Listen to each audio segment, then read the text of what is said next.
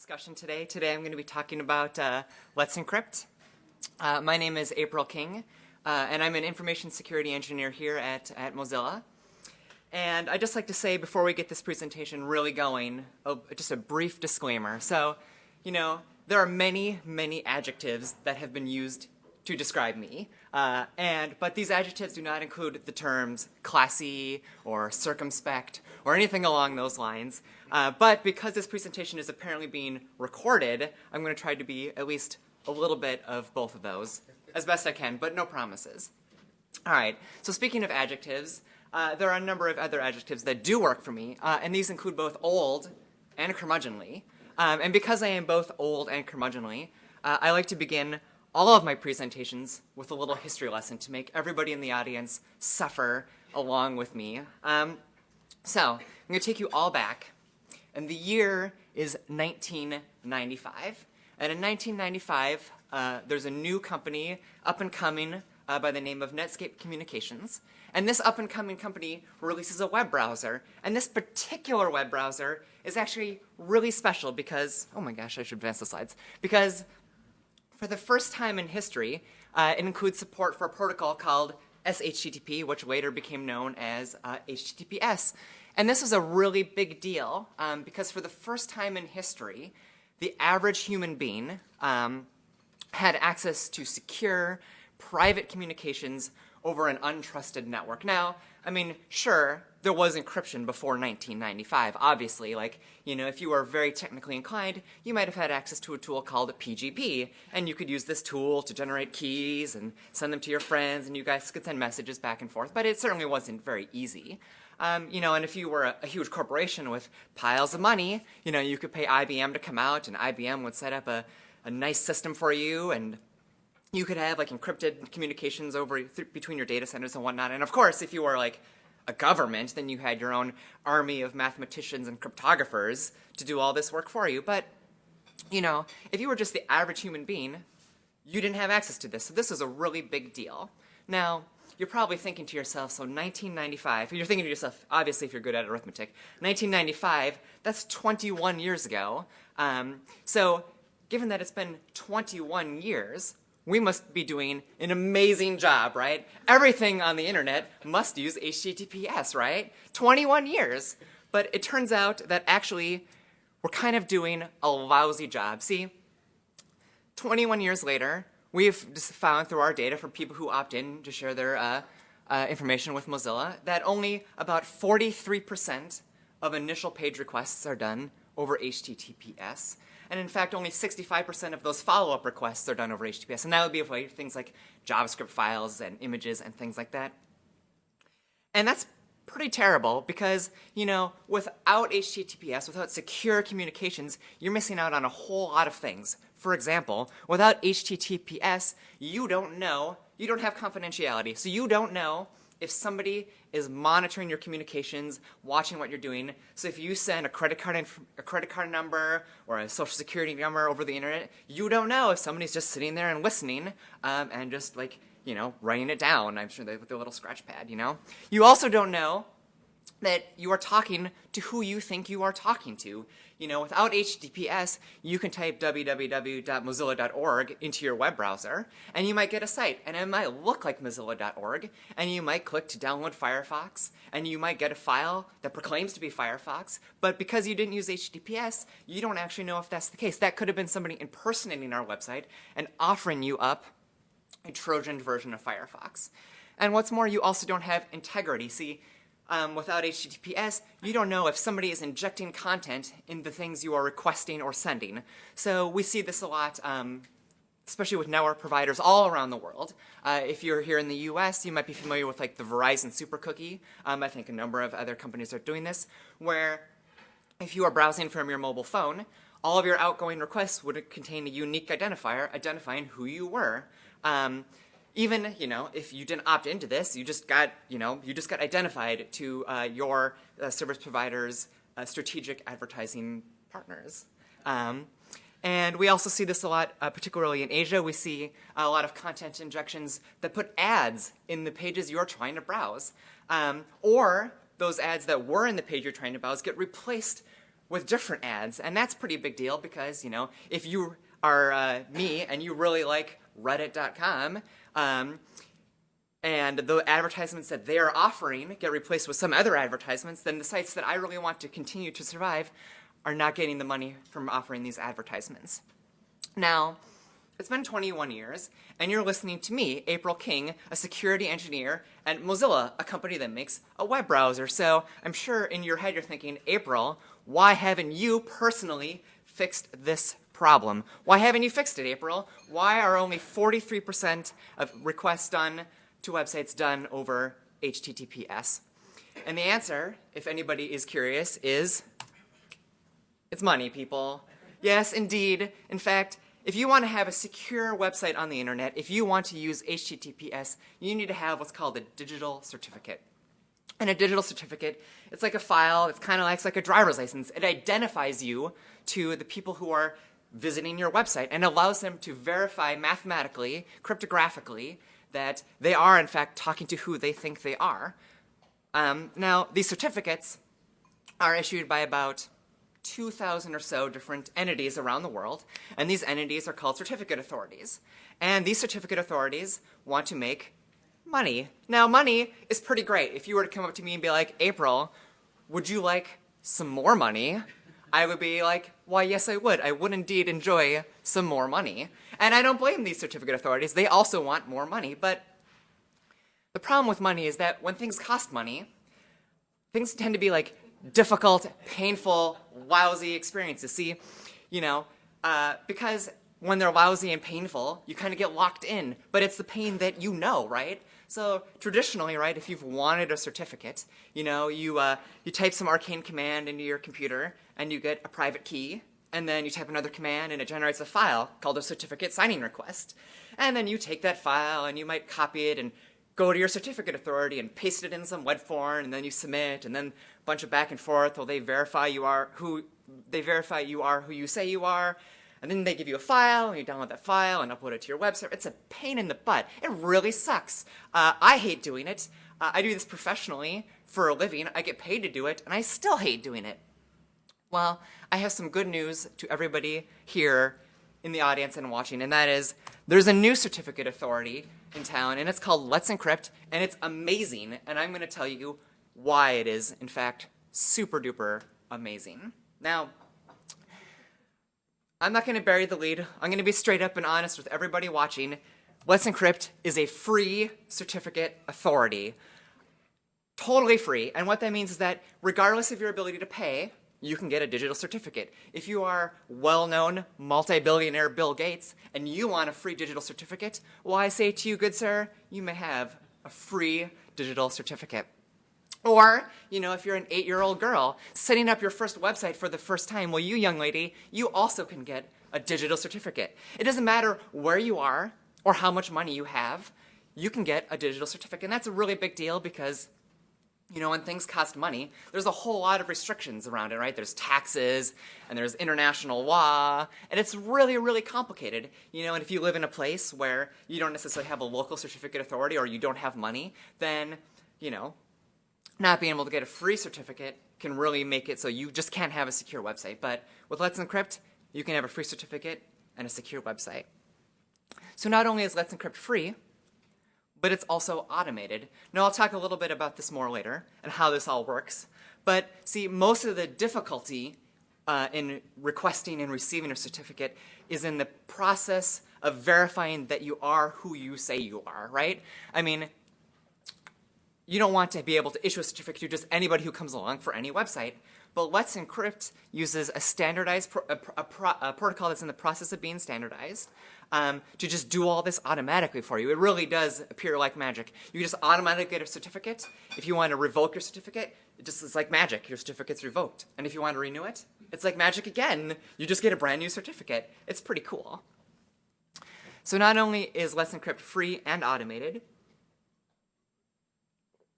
but it's also transparent. And what that means is that every certificate that Let's Encrypt issues is logged in a system called the Certificate Transparency System, meaning that there's no way for Let's Encrypt to issue certificates for sites that it wasn't authorized for. If it did, it would show up in the system. If you have a site and you want to be monitoring, to see if any certificate authority has issued a certificate for you and you didn't request it, you can look at these logs and be sure that Let's Encrypt didn't issue a cert for your site. And not only that, but if a cert does appear in the wild from Let's Encrypt and it isn't there, then you know immediately that they're not being honest. But they are being honest. They're amazing. And that's why they're using certificate transparency.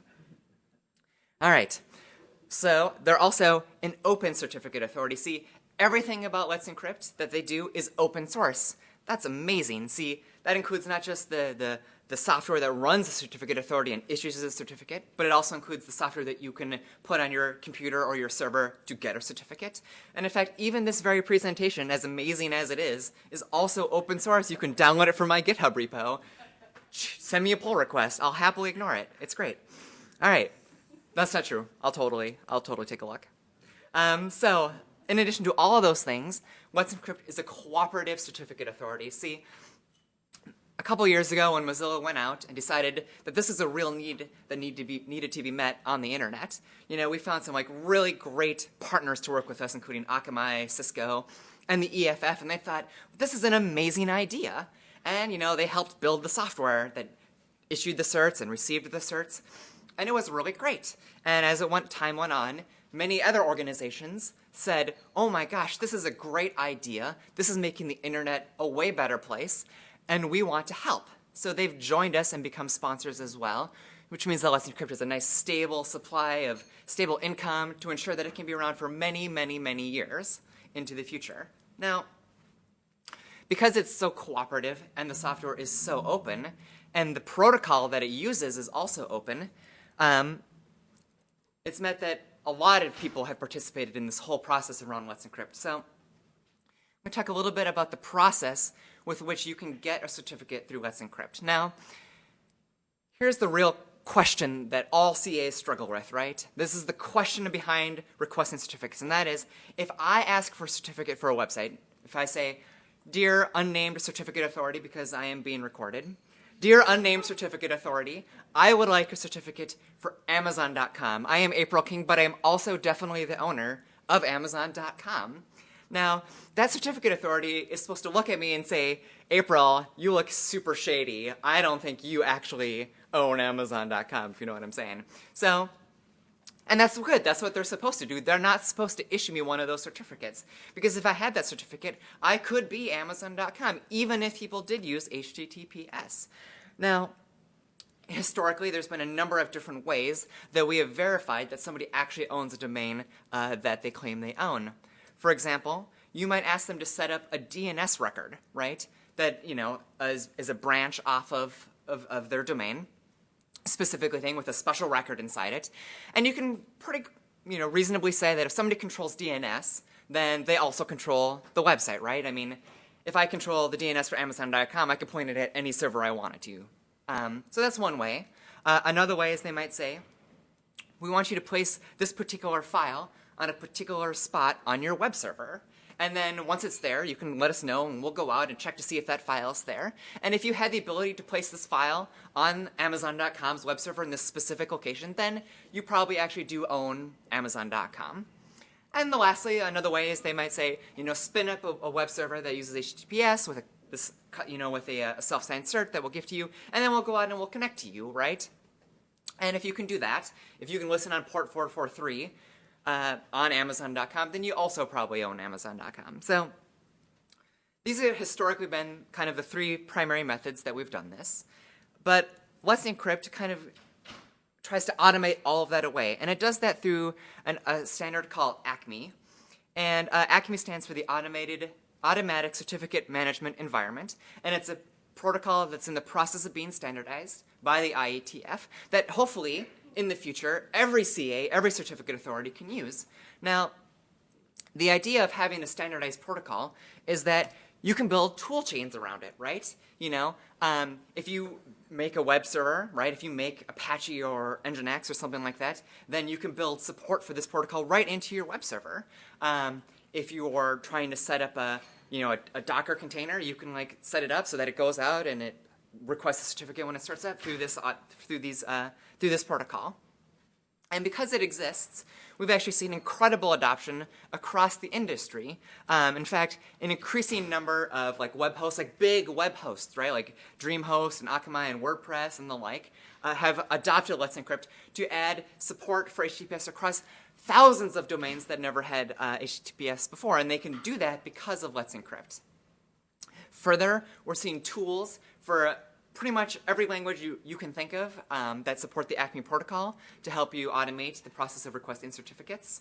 And a number of web servers have begun the process of adding support for, mod ACME or other modules, right, that support ACME, so that in the future, you can just put the URL for the ACME thing, into your web server's configuration. And regardless of your certificate authority, right, you can just go out and get a certificate when it starts up. And in fact, I'm going to show you all a demo of that. This is by a guy named Matt Holt. And Matt Holt writes a web server called Caddy. I think he's the primary author of it. And he built in support into his web server for Let's Encrypt and ACME. And he recorded a video of himself setting up a web server, getting a certificate, and he put it up on YouTube for the whole world to see. We didn't ask him to write the code. We didn't ask him to put the video up, but he did it. And I'm going to show you all what that looks like. All right, so here we go. Is it going? No. Let's try on this side. All right, here we are. He is editing a file that contains the host name of his server. That's it. He's going to start up his web server, it's going out to Let's Encrypt to get a certificate, and done. It has a digital certificate. Now he's just going to go to his website. He's going to see it. He's unfortunately, he's using Chrome, but you know what? This works in Firefox. It works in Edge. It works in Safari. These Let's Encrypt certificates do. And there you go. He's got a digital certificate. His website works with HTTPS. That was so easy, wasn't it? That was so easy compared to all the copying and pasting and cryptic OpenSSL commands that you've typed in the past. Pretty great. So, Let's Encrypt has been around, available to the public for about 3 months. So how well has Let's Encrypt been doing since it started 3 months ago? And the answer is amazing. And in fact, there have been, since Let's Encrypt started up, there's currently over 1 million unexpired certificates issued by Let's Encrypt, covering over 2.5 million domain names. And the reason why those numbers are not the same is that a certificate can cover website.com and www.website.com and so on and so forth. And the coolest thing about all of that is that the vast majority of those sites have never had HTTPS before. And in fact, of those 2.6 or whatever, 2.6 million domains, only about 165,000 of them have ever had a certificate from a different certificate authority. That's incredible. We're actually making a huge difference on the internet. Tons of sites that never had a chance or couldn't afford HTTPS before now have HTTPS. And in fact, if you remember that pie chart, that sad but delicious-looking pie chart at the beginning of the presentation that said only 43% of requests are done over HTTPS, well, before Let's Encrypt started 3 months ago, that number was only 40%. So in just a few months, we have moved the needle 3% on the internet. That's huge. I know it only sounds like a small percentage, but 3% is a ton of traffic on the internet. That's incredible. Now, how big is Let's Encrypt? Let's Encrypt is already the 4th largest issuer of certificates in the world, behind Komodo, Symantec, and GoDaddy. Pretty cool, but this is only the beginning. See, obviously, I work at Mozilla, and I love the web, and so I want to see every website using HTTPS, and that's a great goal, but, the internet has a lot more stuff on it than just web servers, right? It has mail servers, it has IRC servers, and many, many, many other protocols. So we want to secure all of those as well. And yeah, so I'm really looking forward to a day, and I think we're definitely moving there thanks to Let's Encrypt and ACME and all of the community support that has been built up around this, where everything that we do on the internet is secure and it's private, and you know that when you are on the internet and you are trying to talk to somebody, that your conversation is secure and private. So as this presentation is being recorded, I guess I'm kind of talking to the whole world, so I guess I have to tell everybody, hello world, Let's Encrypt.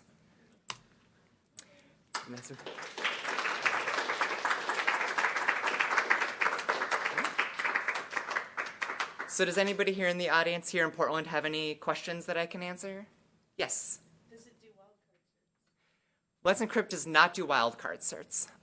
And the reason for that is one is that wildcard certs can kind of lead to a number of security issues. And two is that it's just so easy to get a cert for whatever name you need with Let's Encrypt. Like, there's no real need to get a wildcard cert. You just start up a server, and if you've never gotten a cert before, you just run a command, and you have a cert. So it doesn't support wildcard certs. Another thing that people often ask me is, can I get like a 3-year long certificate with Let's Encrypt? And you cannot do that either. One of the things that Let's Encrypt does is they issue short-lived certificates. Their certificates live for about 3 months. And because they only live for 3 months, it tends to lead to a world where this sort of stuff, this certificate requesting and website configuration stuff, is automated, right? If your certificates expire every 3 months, you can't deal with a process where, like, maybe you write a piece of code that monitors all of your sites and goes out every day and sends you a list of expired certs, and then you go and upload new ones because you'd never be able to make it work. So it forces people to automate the issuance of certificates on their web server so that, like, you're constantly getting new certs and you know that, you're constantly safe. You're constantly using the most secure methods of securing your site.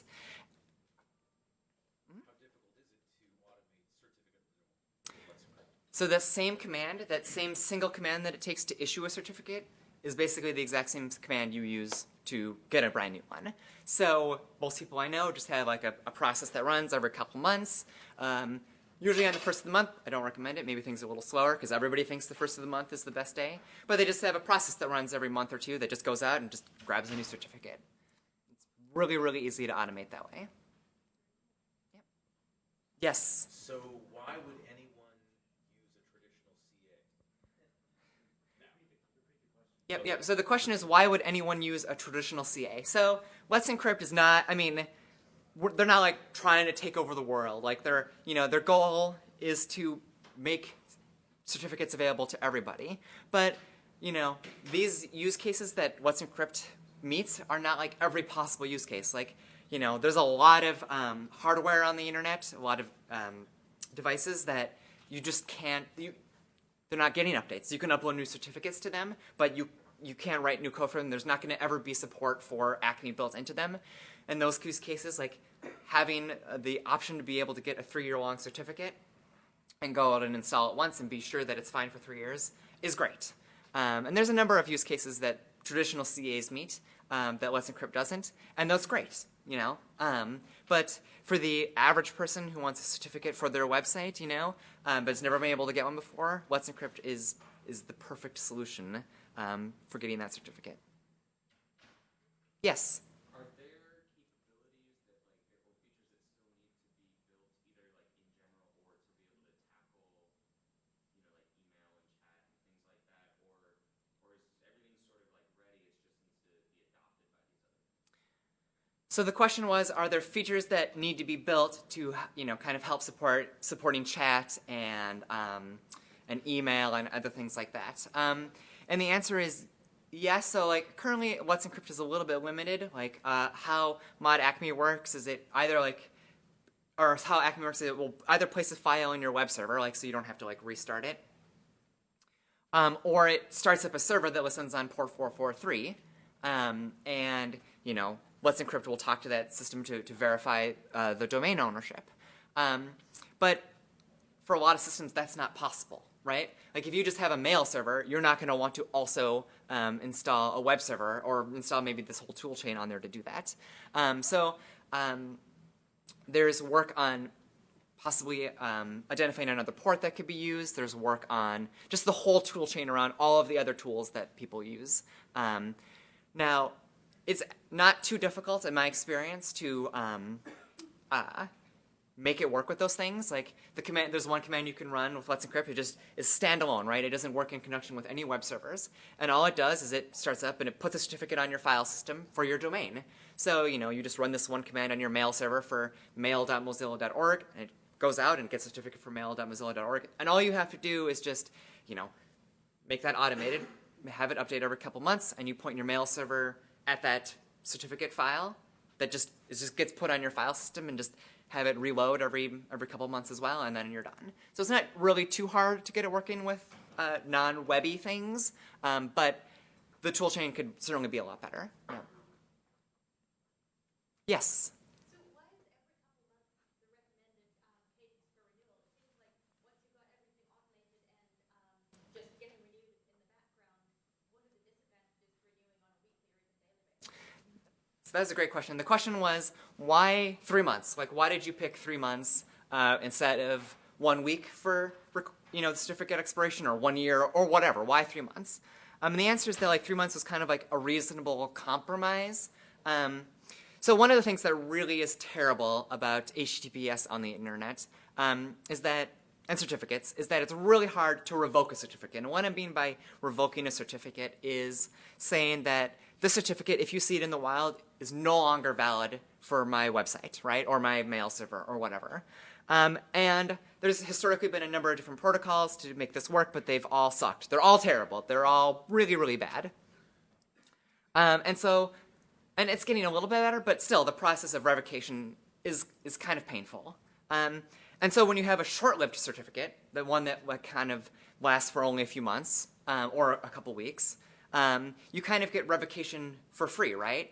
What I mean by that is that if somebody breaks into your system and they steal the private keys and they steal your certificates, right, that certificate is only going to be valid for a very short period of time. So while that is super bad, right, it'll expire very quickly and those keys will no longer be valid, or that certificate at least will no longer be valid. Now, as to why it is 3 months and not like a week, which would obviously be better. I mean, if you're right, if you have it automated, you could just have it get a new cert every night. And the answer is mostly that, like, for people's comfort, right? If people are used to requesting a certificate that lasts for 2 years, right, and all of a sudden you're saying you're only going to get a certificate that lasts for a week, then people get really nervous. They're like, well, what if my build system breaks, right? And for some reason I can't fix it in a week, right? Then your certificates are going to go bad, right? So there's no reason why it couldn't be shorter, and I think in the future there might be the ability to request shorter-lived certificates. But like 3 months was considered like kind of like a reasonable compromise between security and usability. Yeah. Yes. So other CAs always talk about how broad their browser support is, like what browsers support certs from them. What's the browser support like for Let's Encrypt? So the question was, what does the browser support look like for Let's Encrypt? And the answer is really, really, really good. So if you use any kind of modern browser, then you will have just support for Let's Encrypt. And the way they kind of go about this is that obviously you think to yourself, well, if Let's Encrypt is what's called the root certificate authority, they issue certificates, right? That needs to get put into all of these browsers. But how do you go back and fix, how do you go back and fix Firefox 38, right? We can't, release a new build of an old version of Firefox that includes Let's Encrypt. And the answer is that existing root certificate authorities will sign Let's Encrypt's root certificate authority. Like existing root certificate authorities that have been in browsers for a long time will sign that cert, so that the chain of trust that is used to verify a site goes up to something that has been around for a long time. So what that means is that if you have a cert issued by Let's Encrypt right now, it should work with pretty much anything made in the last quite a while. It works in all the major web browsers, it works in Java, it works in pretty much everything you would expect. I believe support for very old versions of Internet Explorer is coming very soon, if it hasn't already. But by and large, if you have a site on the internet and you use Let's Encrypt, you can be pretty comfortable, in fact, that your user base will be able to connect to you just fine. Yep. All right. Yes, one more question. Is there anything that prevents you from requesting certs more frequently than every 3 months? The question is there anything that prevents you from requesting certs more frequently? And the answer is no, you can request certs more frequently. The only downside is that, Let's Encrypt has a certain amount of, they can only issue so many certs so quickly, right? So I wouldn't necessarily recommend Let's Encrypt to be used for you're building a container, right? And it just, during your build process, you start up a container and it goes on request a cert and does all these tests. I wouldn't recommend using it like that because there's rate limiting on how frequently a domain can get new certs. But if you want to request a cert every month or so, there's nothing stopping you from doing that. So, yeah. All right. Well, thank you all for coming. I really appreciate it. Have